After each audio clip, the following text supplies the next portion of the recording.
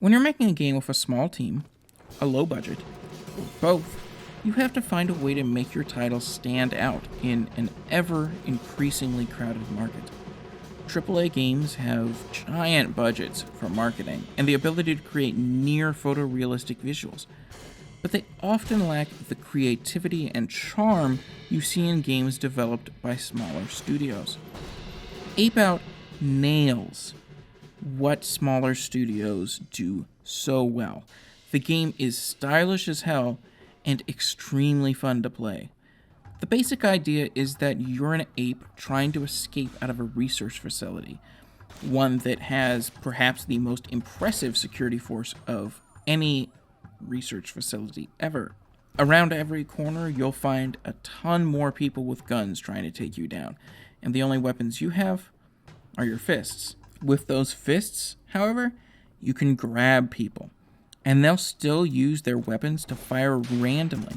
So you can point them at other enemies and they'll shoot them, but I found my most useful ability as an ape was throwing people. The force at which you throw these people is incredible. If they hit a wall, they will just explode into pieces, basically. And if they hit another person, they'll knock them down. And that's the thing. Ape Out is about finding your own way to do things. It's about constantly improvising. No two runs through a level are the same. You're not going to be able to methodically plan out your route of attack like you can in Hotline Miami.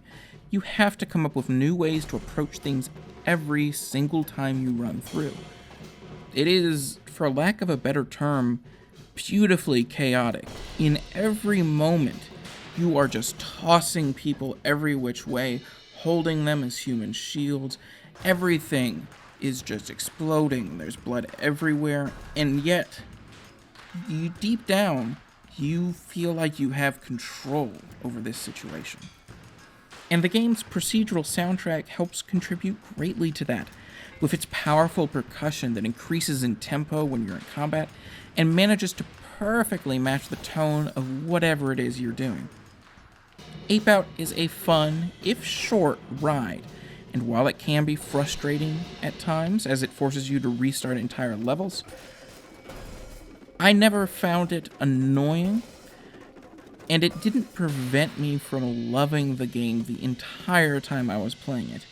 Even when I was forced to restart a level, I was almost excited to approach that level again, because I knew that the level would be in some way different, and I would get to do different things.